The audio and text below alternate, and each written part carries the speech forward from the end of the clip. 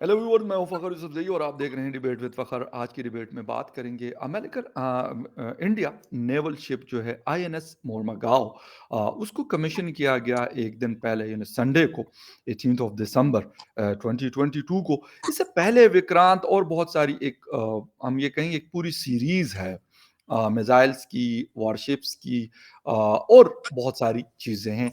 क्या है इसकी कैपेबिलिटीज, क्या है और इससे आगे क्या है, इन इसके बाद नेक्स्ट क्या आने वाला है, इसके हवाले से बात करेंगे। यूएस ड्रोन ले रहा है इंडिया, उस हवाले से भी बात होगी। और नेवल जो उनकी कैपेबिलिटीज हैं, वो ज्यादातर उनकी जो चीजें हैं वो रिटायर्ड हो रही हैं या आउटडेटेड हो रही हैं, उसको रिप्लेस कैसे किया जाएगा और जो इंडिया कर रहा है तो ये एज अ थ्रेट चाइना के लिए कितना थ्रेटनिंग हो सकता है। इन सारी चीजों के ऊपर बात होगी और बात करने के लिए मुझे ज्वाइन कर रहे हैं political commentator from India, Sumit पीर साहब। सुमित साहब, thank you very much for joining the show.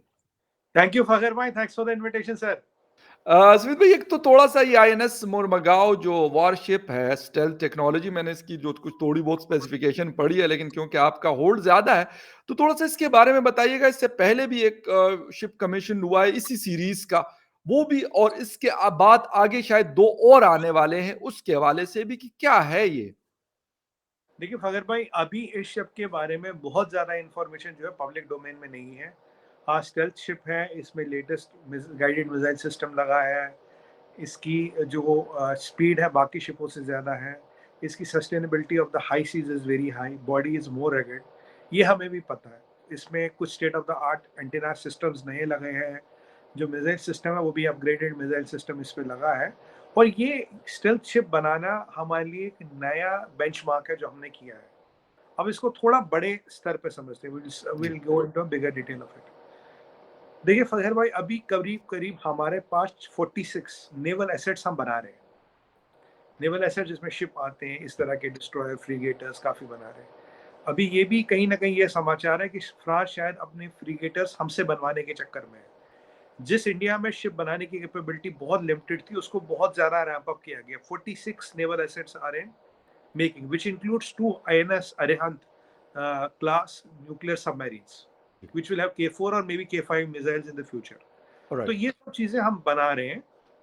We have Rajnath Singh ji ने भी पीछे बोला, ये सेड यस टू ये for third aircraft carrier as well, we will build it, और बड़ा बनाएंगे अब की बार। और साथ ही में नेवल चीफ साहब ने ये बोला कि भाई हमें अपने जो सबमरीन है, सबमरीन्स को बढ़ाना है।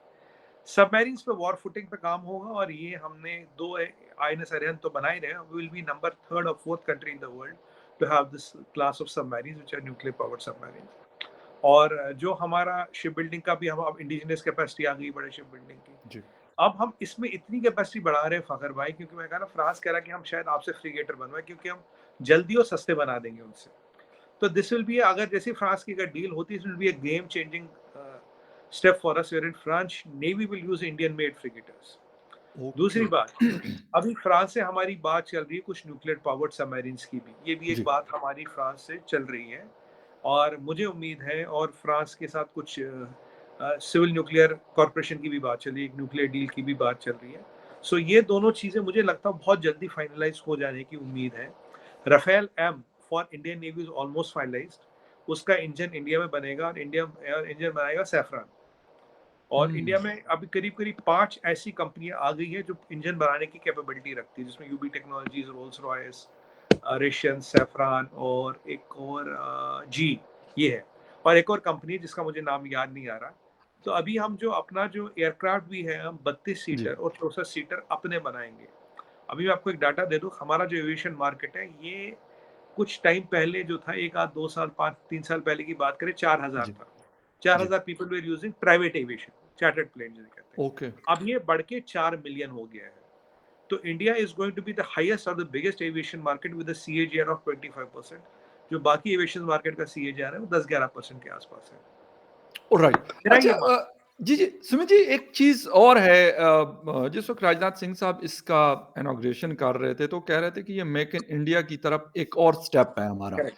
और पूरी उन्होंने एक सीरीज़ आईएनएस विशाखापट्टनम है गालिबन, और बाकी बहुत सारे एक जहाज़ इससे पहले भी उन्होंने शामिल किया है।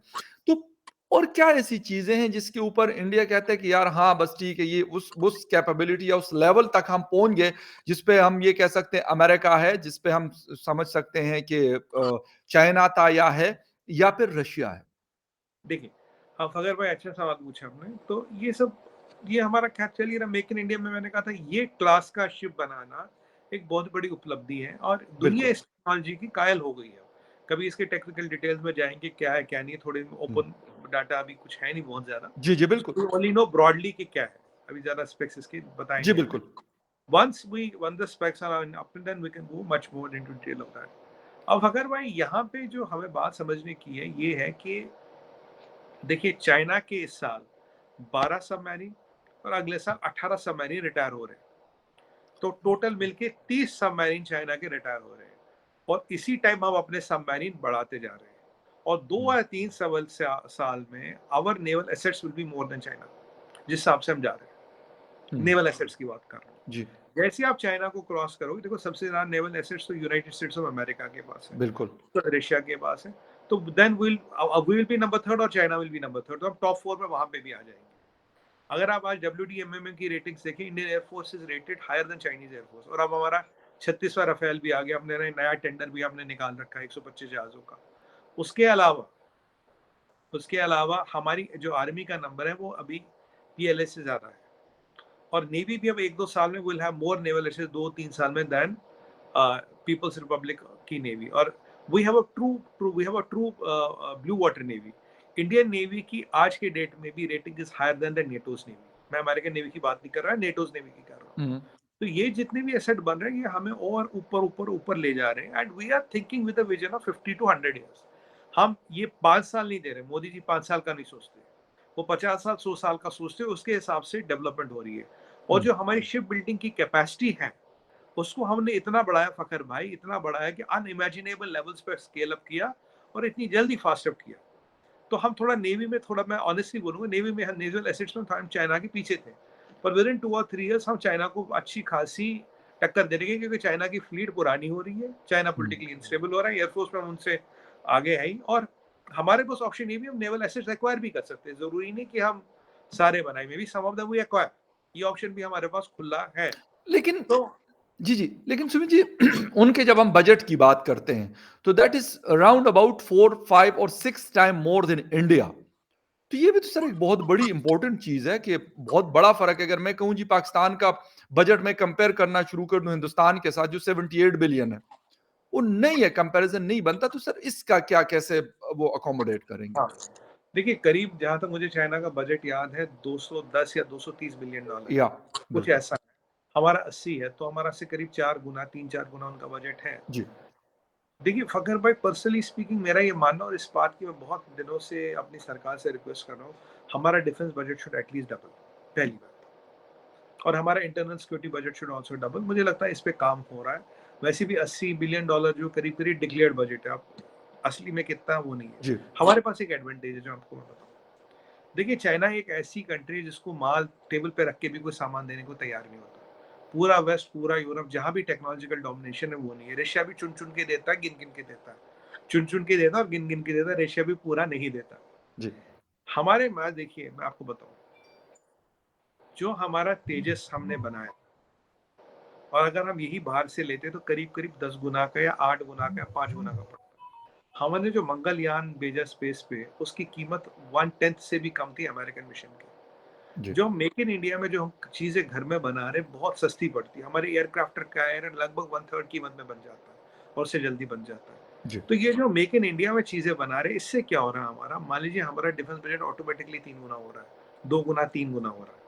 क्योंकि खाली मैन्युफैक्चरिंग कॉस्ट ही नहीं है, फिर एएमसी भी है, फिर स्पेयर्स भी है, फिर मेंटेनेंस भी, फिर टेक्नोलॉजी ट्रांसफर भी है। जब हम मेक इन इंडिया टेक्नोलॉजिकली बहुत हायर एंड प्रोडक्ट बनाने लगे, उसका अगर आप प्रोडक्ट लाइफ साइकिल, एक PLC बोलते हैं, प्रोडक्ट लाइफ जी। साइकिल में कॉस्ट देखें, कम से कम 3 से 4 गुना कम आता है। तो though the defence budget might look small, but the more and more we do make in India and Aatmanirbhar Bharat, इसकी ऑटोमेटिकली इसकी लॉन्गेविटी बढ़ जाती है। करेक्ट। Okay, right. अच्छा दिस इज द लॉजिक। और बट मेरा ये, मैं साथ में ये बोलूं सर, मेरा बिल्कुल मानना है we should budget double our defence budget okay तो और हम मतलब अफोर्ड कर सकते हैं। अफोर्ड कर सकते हैं। जी। ओके। अच्छा सुमित जी, एक ड्रोन्स की बात हो रही, क्योंकि आजकल ड्रोन्स टेक्नोलॉजीज़ रशिया इस्तेमाल कर रहा है यूक्रेन के खिलाफ। सुना है कि जी ईरान उनको बना के दे रहा है, और वो उसको शायद खुदकश किस्म के या सुसाइड जिसे खामखा कहते हैं ड्रोन। ड्रोन कहा जा रहा है, बिल्कुल। तो ये कौन से हैं जो अभी आप लोग ले रहे हैं, और साथ में गालिबन टेक्नोलॉजी ट्रांसफ़र की भी बात हो रही है, तो थोड़ा-सा इसकी डिटेल अगर आपके पास जो आपको जी। उसको जी, जी। देखिए फखर भाई, ये जो था MQ-9 रीपर ड्रोन्स है, these are considered best in the world. Hmm, इससे पहले they are Reaper are armed drones. ये वही ड्रोन है जिससे कासिम सुलेमानी को मारा गया था। ये मोस्ट प्रोबेबली वही ड्रोन है जो अयमन अल ज़वेरी के अगेंस्ट यूज़ किया गया था। हुँ, सेम ड्रोन है। ये बनाता जनरल डायनामिक्स, और विवेक लाल जो है इंडियन ओरिजिन की COS के। ये करीब-करीब जहाँ तक मेरा आइडिया है $100 मिलियन का एक ड्रोन है, $100 मिलियन का, और इसके रॉकेट अलग है। तो अगर आप 30 ड्रोन की बात करोगे तो 3 बिलियन की बात है। ये डील पहले हो गई थी, फिर इसमें दिक्कत आई टेक्नोलॉजी ट्रांसफर की, उसको लेके कुछ 19-20 चल रहा था। जी। अब जो इन्फॉर्मेशन आई है कि they have general Dynamics, sorry, नाम कंपनी का मैं फुल भूल गया, अभी बोला जी, था जी। मैंने। जो जो अमेरिकन डाय क्योंकि हमारे उससे मिलता है जनरल डायनामिक्स, सॉरी, हमारा जी, जी। भारत डायनामिक्स का जनरल है। तो जो जनरल डायनामिक्स है, they have agreed to do a technology transfer if we buy 30 drones. उसके बाद एडवांटेज क्या फखर भाई, टेक्नोलॉजी ट्रांसफर पे इतना स्ट्रेस क्यों भाई? देखिए, अभी जो 100 मिलियन का ड्रोन है, अभी हम इसका आर्सेनल भी खरीदना तो महंगा पड़ेगा ये। ओके। 3 बिलियन डॉलर में 30 ड्रोन। अब हम क्यों ले रहे हैं? अब देखिए, यही जब ड्रोन हम बनाएँगे तो हम इसको केवल 8 से 10 मिलियन डॉलर में यहाँ बना देंगे। जो अभी 100 में खरीद रहे हैं, तो हुँ, अभी हम 3 बिलियन में शायद 30 ड्रोन खरीद लें, फिर 3 बिलियन में हम 300 ड्रोन बना लेंगे। और हुँ, ये दुनिया का बेस्ट ड्रोन है, इसमें जो एयर एंड्योरेंस है सबसे ज़्यादा है, स्पीड सबसे ज़्यादा है, फ्लाइंग आवर्स सबसे ज़्यादा है, इसका जो रडार सिग्नेचर है मिनिमम है। This is the best drone in the world. ये ड्रोन्स को, हमारा जो आइडिया है, हम अपने एयरक्राफ्ट कैरियर पे भी इनको डिप्लॉय करेंगे। हुँ, एयरक्राफ्ट कैरियर पे डिप्लॉय करने का मतलब है this will give us a lot of capacity beyond the reach of aircraft carrier and without human cost. Hmm, अभी $100 मिलियन का ड्रोन है, पर जब $10 मिलियन में बन जाएगा तो करीब-करीब 70-80 करोड़ का एक ड्रोन मिल जाएगा। तो वो हमारे लिए कोई बड़ी कॉस्ट नहीं है, हम उसको, और तब डॉलर में नहीं देना, इंडिया में बना लेंगे। और यही नहीं फ़खर भाई, ये हमारे लिए एक बड़ा मार्केट भी खोलता है। हुँ, याद रखिए, डिफेंस एक्सपो जब हुआ था, पूरे 63 कंट्रियों से अफ्रीकन कंट्री हमारे आई थी। नो मनी पर टेरर हुआ था, 103 कंट्रियों से लोग यहाँ आए थे। हुँ, ये जो यहाँ लोग आते हैं, ये हमारा मार्केट भी है फ्यूचर इक्विपमेंट सेल्स का, क्योंकि हमारा विज़न है कि within next 20 odd years we should be doing $100 billion of equipment export, defence equipment export. आप हुँ। बोले कि यार आप डिफेंस इक्विपमेंट एक्सपोर्ट की बात क्यों करते हैं? देखिए, मैं जी। डायरेक्ट बोलूंगा आपको, ये मुझे पता था आपका सवाल आएगा। जी, जी। क्योंकि देखिए, अगर आप जियो पॉलिटिक्स में बात करते हो, you have to be capable of building and having arms hmm, manufacturing capability, because that helps in the strategic balance of power. आपको अपने दोस्तों को, अपने अलायंस को एनेबल और पावर कर, वेपनाइज, मैं वेपनाइज तो नहीं बोलूंगा, एनेबल और एम्पावर करना पड़ेगा। हाँ, वो फ्री जी। में नहीं लेंगे, वो आपको पैसे देंगे, कुछ एड होगा, कुछ पैसे होगा, कुछ ये होगा। जब तक आप में ये सलाहियत नहीं होगी, आप सुपर पावर नहीं बन सकते। To become a super power, this is a necessary thing which we have to do, beyond having very powerful gold reserves, global currency, strong geopolitics, and strong army. This is the fifth thing what we need is hmm. that we should have the huge arms and technology manufacturing and endurance capabilities, which is used to the geopolitical advantage vis-a-vis our allies. Sir अगर super power की बात करते हैं तो हमने सुना कि शायद 70 या 79 तक रशिया या सोवियत यूनियन सुपर पावर था। उसको तोड़ा गया अमेरिका की तरफ से। तो क्या डू यू थिंक कि अमेरिका ये बात बर्दाश्त करे कि जी हिंदुस्तान अब यहाँ से उठ के सुपर पावर बने, चाइना कहता है मैं सुपर पावर हूँ, और इस तरह की चीज़ें और बहुत सारी दुनिया की कंट्रीज़ बना रही है। मेरे ख़्याल में यूरोपियन कंट्रीज़ बना रही है। टर्की सर बहुत अच्छे ड्रोन्स बनाता है, और ये वॉरशिप बनाता है। तो डू यू थिंक कि इतना आसान है, मतलब कहना, और प्रैक्टिकल ऑन ग्राउंड करना बड़ा एक मेरे ख़्याल में एक टफ किस्म की चीज़ है? देखिए फजर भाई, 4-5 चीजें हैं। फर्स्ट जी, of all, we are not saying we are a developing country और a developed country, we are a super power in making. या इसके 10-11 क्राइटेरियाज है क्यों है, और फिर मैं उस पे आऊंगा। जी, जी। पहला क्राइटेरिया है, we have 18% of the world population. आप बोलोगे पॉपुलेशन से कुछ नहीं होता। We have third highest foreign exchange reserve in the world. We have the third most powerful military in the world. By economy 2-3 साल में will be number 3 by GDP, number 3 by PPP. हम सबसे ज्यादा engineer doctor हम produce करते हैं। Solar में we are a super power, IT में we are a super power, textile में we are a power today. Hmm, our defence exports are more than China today. right? We are a superpower in space now, right? Hmm, We are the pharmacy of the world. We are the granary of the world, right? We are becoming the innovation hub of the world, and we are the biggest democratic market of the world hmm, with a growth of 100 years. अगर आप इन सब चीज़ों को control करें, और हम पे एक और चीज़ है जो सुपरलेटिव है सबकी, what we are thinking of development for the whole world, human centric development. ये नहीं कि पैसे सेंट्रिक डेवलपमेंट, हम कैसे लोगों का खून छोड़े, कैसे खून पी पी के अपने महल बनाए। हुँ, हम अगर दवाई बनाते तो 203 कंट्रियों के लिए बनाते, हम आईटी देते हो सबको देते हैं, हम अगर टेक्सटाइल बेच रहे तो सबको बेच रहे हैं, हम हथियार भी बना रहे हैं सबको दे रहे हैं। मतलब कहने का मतलब हम जो फूड दे रहे हैं सबको दे रहे हैं। हम कह रहे हैं कि जो डब्ल्यूटीओ ने हम पे पंगे लगा रखे, ये पंगे न लगाए, हम तो ये भी कह रहे हैं कि अगर कोई पैसे नहीं दे सकता, हम उसको भी खाना देने को तैयार है। जी, कहना क्या, अगर आपकी डेवलपमेंट ह्यूमन सेंट्रिक डेवलपमेंट होगी, that will be your differentiator. अगर आप सिर्फ सोच रहे हो कि मैं अमीर कैसे बनूं, मेरे लोग अमीर कैसे हो, मेरे यहाँ सोने के दरवाजे और जाले कैसे लगे, तो वो कुछ दिन तक चलेगा, अल्टीमेटली नहीं चलेगा। आज अगर दुनिया में एचआईवी नहीं है, आज दुनिया में एड्स नहीं, वो हमारी दवाइयों के कारण है। आज दुनिया में कोविड कंट्रोल हुआ, हमने 150 कंट्रियों में वैक्सीन भेजी है। और क्वाड में फखर भाई हमें बोला गया 5 बिलियन वैक्सीन बनाने को, जॉनसन या जॉनसन फाइजर को नहीं बोला गया। कारण ये है कि अगर आप when you see Vasudhaiva Kutumbakam, the world is one family, अगर आप वो सोच के डेवलपमेंट करोगे, यही ऊपर वाले की मर्जी भी होती है। और अगर ये नीचे वाले के कर्म और उसका कर्मा भी वैसा जुट जाए, दैट इज ओनली सस्टेनेबल। अगर आप सोचो मैं ओआईसी बन जाऊं, कि ओपेक बन जाऊं, कि मेरे पास कैसे मैक्सिमम पैसा आए, तुम्हारे पास हुँ, पैसा है नहीं, बेचो साला, जमीन बेचो, जहान बेचो, मुझे तेल के पैसे चाहिए, मुझे $50 बैरल में प्रॉफिट चाहिए। मैं अमेरिका हूँ, सारा पैसा मेरे पास, सारा डॉलर मेरे पास, मैं डॉलर छापूंगा और रोकूंगा, तुम्हारे यहाँ डॉलर की कीमत बढ़ेगी, अपना इन्फ्लेशन तुम्हारे यहाँ ट्रांसफर करूंगा। जी, ये कुछ टाइम तक चल सकता, अल्टीमेटली फखर भाई नहीं चलेगा। आज की विडंबना ये है, दुबई सोना बेच रहा है, सुनिएगा, दुबई सोना बेच रहा है। दुबई में सोना थोड़ी उगता, सोना कहाँ उगता है? बिल्कुल, सोना कहाँ मिलता है? अफ्रीका में। सबसे गरीब अफ्रीका, कौन? अफ्रीका, सबसे गरीब बिल्कुल अफ्रीका। अफ्रीका, दुबई वाले सोना बेच रहे हैं। जब तक दुनिया में ये वर्ल्ड ऑर्डर नहीं बदलेगा, अफ्रीका को उसकी जगह नहीं मिलेगी, दुबई को उसकी जगह नहीं मिलेगी, आपको आपकी जगह नहीं मिलेगी, हमारी जगह नहीं मिलेगी, तब तक दुनिया चलेगी नहीं। जब तक पैसे के दम पे आप दुनिया को चला रहे हो, दुनिया वन साइडेड है सर। दुनिया चलेगी ह्यूमैनिटी के दम पे, इज्जत के दम पे, लेट लिव और लेट लिव के दम पे। लेकिन सर ये कौन करता है? ये तो यूरोपियंस जिसको सबसे बड़ा सिविलाइज़्ड नेशन कहा जाता है ना वो करते हैं।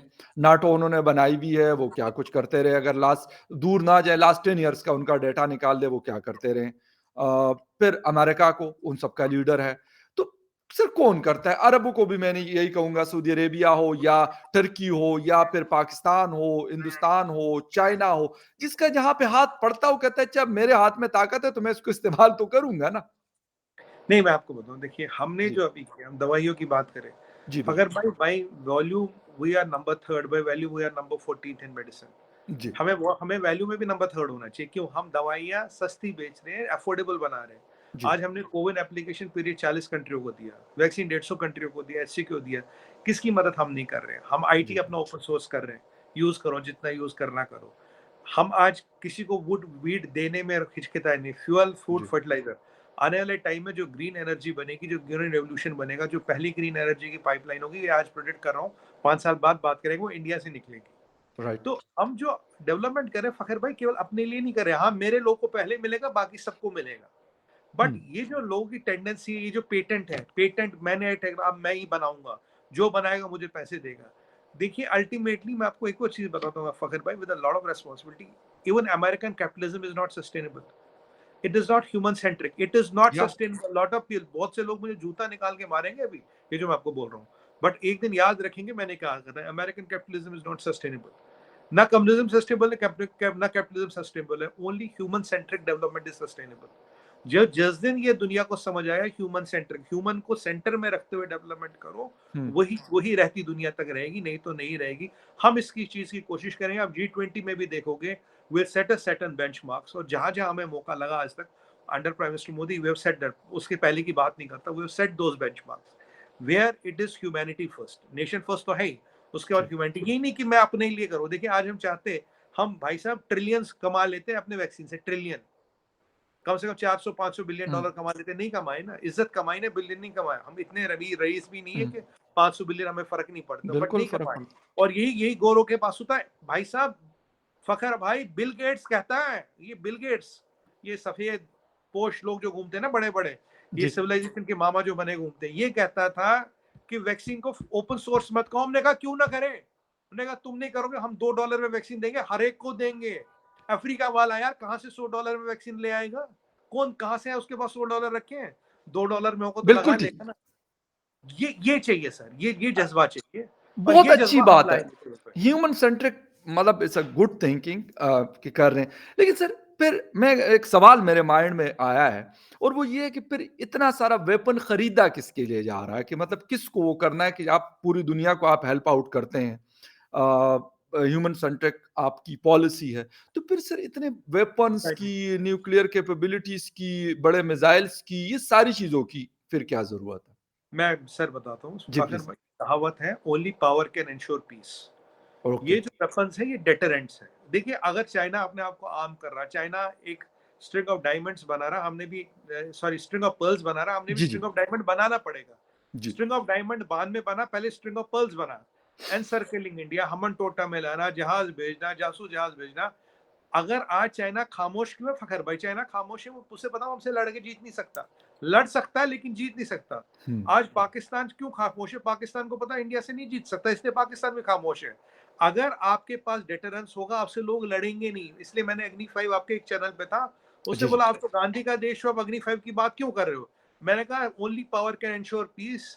और आपकी डिप्लोमेसी भी तभी चलती जब आपके पास ताकत हो। आपकी डिप्लोमेसी भी नहीं, आपके काम नहीं आएगी। आज चाइना 1962 वाली बात क्यों नहीं कर पा रहा? उसे पता 2022 से जीत नहीं पाएगा। हुँ। चाइना को पता हमने अग्नि 5 का जो टेस्ट रात को क्यों किया, सबको बताते हुए दिखाते हुए किया ना। चाइना को समझ गया ना जो उसको समझना था। MIRV with multiple launches and 1500 kilo का payload. I think China got the message what do we mean. Mach 25 के हिसाब से हुँ। ट्रांसमिशन फेज में, वो टर्मिनेशन फेज में वो एंटर करता है।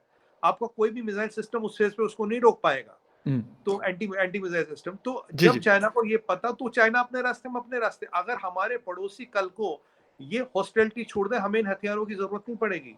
पर फगर भाई एक चीज हमेशा कहते हैं, जी, जी। चाहे आपके घर में 2 बंदूकें हो, 3 हो, कहते हैं ना कि you carrying a pistol doesn't mean you keep on firing it, but keep your gun या पाउडर ड्राई। या नहीं और बिल्कुल और इसीलिए आप एक और बात बताओ, आप माशाल्लाह पठान है, आपसे बेहतर कौन समझेगा?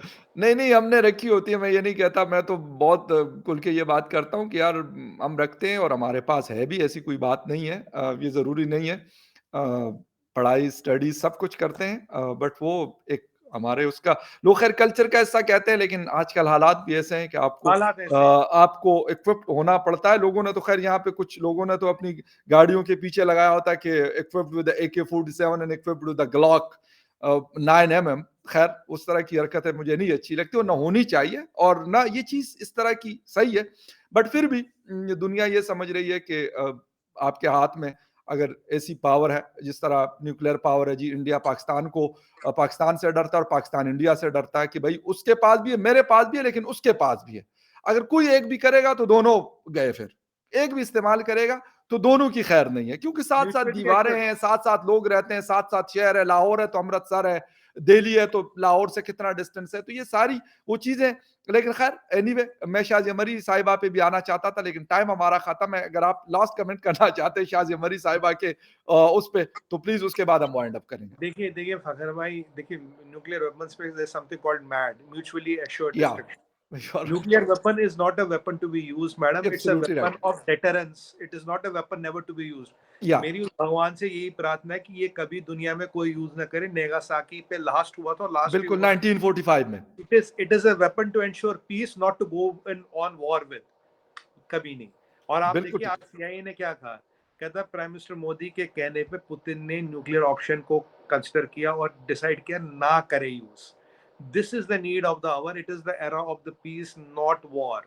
अग्नि 5 इज नॉट फॉर वॉर। हमें किसी की जमीन जमीन जरूर नहीं चाहिए, बट हाँ कोई हमारी लेने आएगा वो भी लेने नहीं देंगे सर, बस। बहुत अच्छी बात है और इसी तरीके से होना चाहिए। सबको इसी तरीके से अपने-अपने घरों में रहना चाहिए विद पीस। खैर anyway thank you very much Sumit फ़ीर साहब आपके टाइम का and thank you very much viewers for watching debate with Fakhar Yousafzai. किसी और डिबेट में फिर मिलेंगे, तब तक के लिए take care and bye. Thank you Fakhar भाई। थैंक यू सर, बहुत शुक्रिया। Thank you.